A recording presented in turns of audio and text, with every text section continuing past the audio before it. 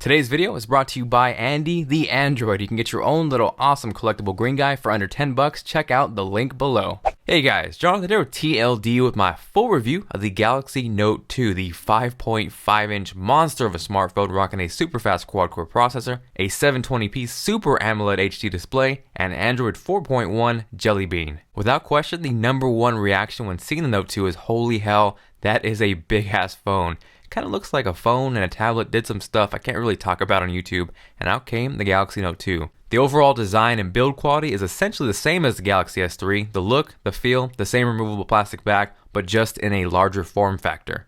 I personally wish Samsung would step away from the plastic build because if they stepped up their build quality, that would take these phones to the next level. For comparison's sake, here is the giant 5.5-inch Note 2's display, stacked side by side against the 4-inch iPhone 5, and the 4.8-inch Galaxy S3. The Note 2 and the S3 both feature a resolution of 1280 by 720, while the iPhone 5 boasts a slightly smaller resolution of 1136 by 640. Because the Note 2 adds extra screen size without adding extra resolution, it has the lowest pixel density out of the three, but this is a good example of why you shouldn't always be consumed by specs because the Note 2 still looks amazingly crisp, vibrant, and there's something about viewing photos and videos on a giant screen that is just awesome. On the inside, the Note 2 sports a beastly 1.6 GHz quad-core processor which is wicked fast and a whopping 2 gigs of RAM which tears through multitasking. Benchmarking it, I got a Geekbench score of over 2,000 which not only beat out the iPhone 5 but both the US and international Galaxy S3 models. Gaming on the Note 2 was great as well. Apps loaded super quick, it felt responsive, fluid, and again it looks stellar on the giant display. Now it doesn't matter how many cores, how much RAM, or how high the phone is clocked unless the OS running on it is optimized to take advantage of those speeds. I was extremely excited to review the Note 2 because not only does it have great hardware and internals, but it ships with Android 4.1 Jelly Bean.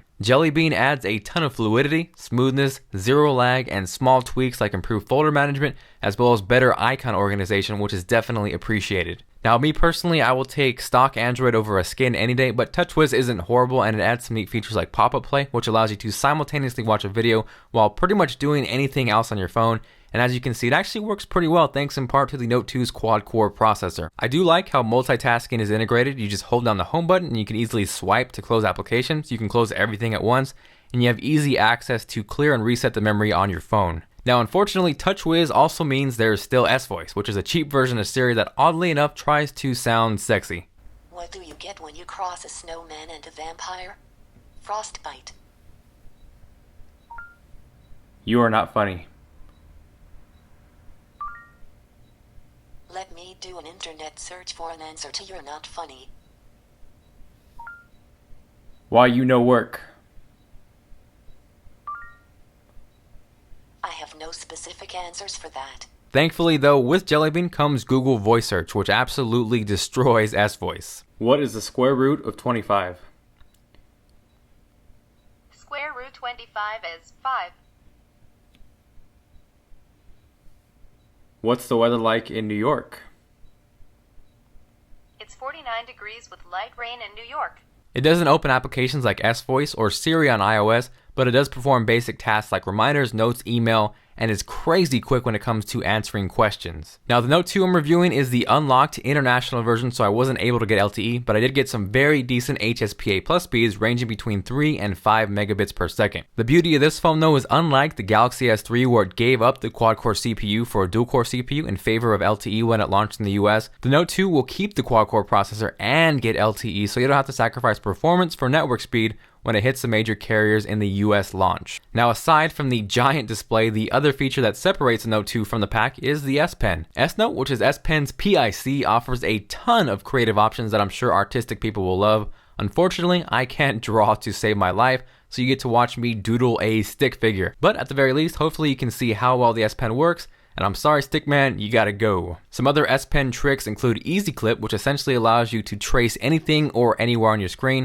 and then copy it to your clipboard to use with S Note, email messages, and a ton more applications. AirView allows you to hover the S Pen over a picture or video clip, for example, and preview it without actually opening it, which is pretty damn cool. Pop-up Note recognizes when you pull out the S Pen and instantaneously opens up a quick note so you can be talking on the phone and easily jot down some info at the same time. By holding down the S Pen button and swiping up, Quick Command allows you to write out commands for quicker access to email, phone calls, and even create custom commands. As an example, I've used the letters CA to open up camera, but to me this feature is a little gimmicky and ends up taking actually longer than just doing the process on your own or creating a shortcut for emailing or calling somebody, for example. Now, as far as the glass on the Note 2 goes, it features a 1.9 megapixel front-facing camera alongside an 8 megapixel 1080p shooter on the back. The camera interface is packed with a ton of features and even includes a huge array of filters for the hipsters. It grabs images super quick, and while it's definitely not the best smartphone camera on the market, it still does a solid job. So now that we've seen a few pictures, let's go ahead and check out some 1080p video.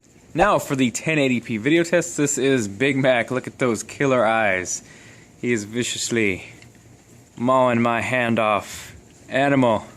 And you guys have seen Melody before. So this will give you an idea of what 1080p looks like. Let's go ahead and continue on with the review. Now, alongside a big-ass phone, you need a big-ass battery, and the Note 2 does not disappoint in that department. It's rocking a giant 3100 milliamp hour battery, which I easily got 10 hours on heavy use and had no problem with it lasting throughout the day. Now, with modern smartphones essentially being computers, we tend to forget about one of the most important features on them, and that is actually phone calls. The Note 2 did an excellent job in that department. Calls were clear, I got excellent reception, and most importantly, call volume was more than adequate even in loud scenarios. And now that we've covered pretty much everything on the Note 2, quite possibly the most important question remains. Is that a Galaxy Note 2 in your pants, or are you just happy to see me? And that's actually one of the questions I've been asked most, is does Note 2 even fit in your pocket? I actually had no problem with the Note 2 in my pocket. I don't have skinny legs, so I can't rock skinny jeans, but if you do wear those, I could quite possibly see that being a problem. For girls, it shouldn't be too much of an issue since they'll most likely be tossing this in a bag or a purse anyways. Now, as far as actually using and holding the damn thing, if you have small hands, this phone might not be for you, but Samsung does include a variety of one-handed operations, including keypad, keyboard, calculator, and the unlock screen.